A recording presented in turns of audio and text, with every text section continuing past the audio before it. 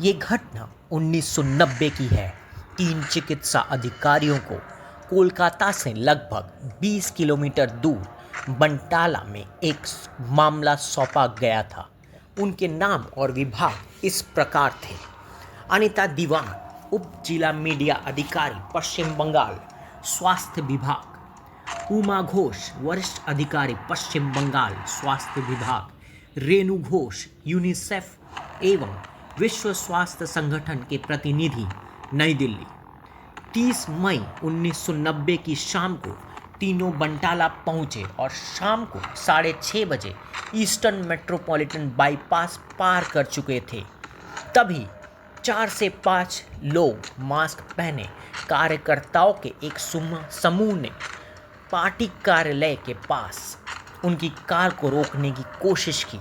उनके खतरनाक इरादे को भांपते हुए ड्राइवर अबनी नाया ने कार को सुरक्षित मोड़ने की कोशिश की, लेकिन ऐसा करने में विफल रहे। इसके बजाय कार पलट गई और 20 से 25 पार्टी कार्यकर्ताओं की भीड़ ने कार को घेर लिया। अबनी को उसके कॉलर से घसीटते हुए खून के प्यासे राक्षसों ने उस पर बेरहमी से हमला किया, यहाँ तक कि ड्राइवर के निजी अंगों को भी काट दिया। डरी हुई महिलाओं को जल्दी ही अगवा कर लिया गया। उन्हें पास के धान के खेत में घसीटा गया और उनके साथ बहुत ही क्रूर तरीके से बलात्कार किया गया। अनीता दीवान, जिन्होंने उनका विरोध करने की कोशिश की, बहुत ही क्रूरता से पीटा गया और उनकी हत्या कर दी गई। कार को भी आग लगा दी गई। रात के करीब 11:30 बजे कुछ राहगीरों की नज़र चारों शवों पर पड़ी, जिसके बाद उन्हें कलकत्ता नेशनल मेडिकल कॉलेज भेजा गया। बाद में पता चला कि उमा और रेणु वास्तव में जीवित थे और उन्हें बुरी तरह घायल ड्राइवर अबनी के साथ एसएसकेएम अस्पताल भेजा गया, जिसने बाद में 4 जून 1990 को दम तोड़ दिया। यदि आप सोचते हैं कि यही सब था, तो मैं आपको कुछ ऐसा बताता हूँ जिसका जिक्र मात्र से ही आपकी रूह सहम उठेगी। ड्राइवर अबनी नाया के शरीर पर कुल 44 घाव थे। धारदार और भारी हथियारों से किए गए घाव भी शामिल थे।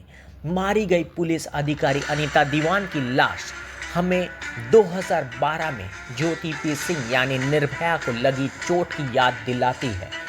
उनका चेहरा कुचला गया था, कंधे की हड्डी टूटी हुई थी और उनके निजी अंगों को काटा गया था। अनीता के शव की जांच कर रही महिला डॉक्टर अनीता की योनि में मेडिकल टॉर्च ठूसी हुई देखकर बेहोश हो गई। जी हाँ, आपने सही सुना। शायद अनीता दीवान पर हाथ उठाने वाले से ज़्यादा बराबर अपराधी लैब टेक्नीशियन और दुर्भाग्य से एक बेसहारा कश्मीरी हिंदू गिरिजा टिक्कू के बलात्कारी ही थे। लेकिन यह कहानी किसी और दिन मैं आपको सुनाऊंगा। तो आते हैं हमारी कहानी पे। लेकिन अनीता दीवान को इस दर्दनाक हत्या के पीछे क्या मकसद था? क्या वह महिला बहुत कुछ जानती थी?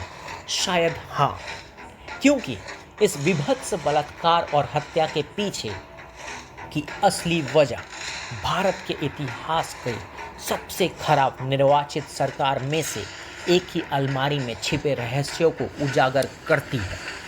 जैसा कि बंगाली बुद्धिजीवी सुमन बैनर्जी के साथ उनकी बातचीत में लिखा गया है, एशियाई विकास बैंक के पूर्व निदेशक श्री डी बंदोपाध्याय अनीता दीवान की संभावित भूमिका की ओर संकेत करते हैं, जो बंगाल में कम्युनिस्ट प्रभावित स्थानीय निकायों के गंदे खेल को उजागर करने की कोशिश कर रही थी, जो यूनिसेफ के धन के आवंटन के संबंध में कथित तौर पर तत्कालीन मुख्यमंत्री ज्योति बासु के राज में चल रहा था, जिन्होंने कभी भारत की औद्योगिक और सांस्कृतिक राजधानी कोलकाता के व्यवस्थित विनाश को देखरेख की थी।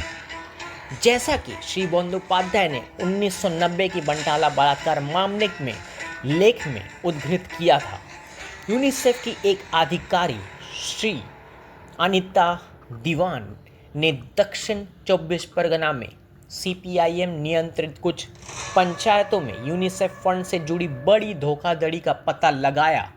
जब वह कुछ जब्त किए गए आपत्तिजनक दस्तावेज के साथ लौट रही थी तो उनके वाहन को बंटाला में रोक लिया गया।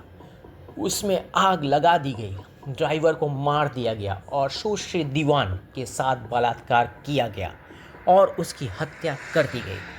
उसके नग्न शरीर को धान के खेत में फेंक दिया गया। इससे भी बदतर बात यह है कि जब 1990 के बंटाला बलात्कार मामले की शिकायत सीएम से की गई तो उन्होंने कुख्यात टिप्पणी की। ऐसी घटनाएं होती हैं जैसे कि अपेक्षित था। 1990 के बंटाला बलात्कार मामले में उम्मीदवादी समुदाय के शांतिपूर्ण अपराधियों को कभी भी सताया नहीं गया। हालांकि एक दिखावटी मुकदमा चलाया गया और आरोपियों को जल्द ही छोड़ दिया गया। 2 जीवित अधिकारी उमा और रेनू को शर्म और अपमान के कुएं में ढकेल दिया गया, जबकि आरोपी, जिनमें से कुछ के पश्चिम बंगाल सरकार में उच्च संबंध थे, आज भी खुलेआम घूम रहे हैं।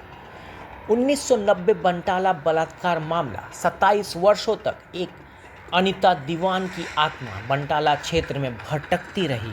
न्याय को क्रूरतापूर्वक और व्यवस्थित रूप से नकार दिया गया। वैसे तो ज्योति बासु के अत्याचारी शासन में डॉक्टर सुभाष मुखोपाध्याय, जो आईवीएफ तकनीक के जरिए टेस्ट ट्यूब बेबी को सफलतापूर्वक जन्म देने में दूसरे डॉक्टर थे और ऐसी तकनीक की खोज के लिए उन्हें आत्महत्या करने पर मजबूर होना पड़ा था।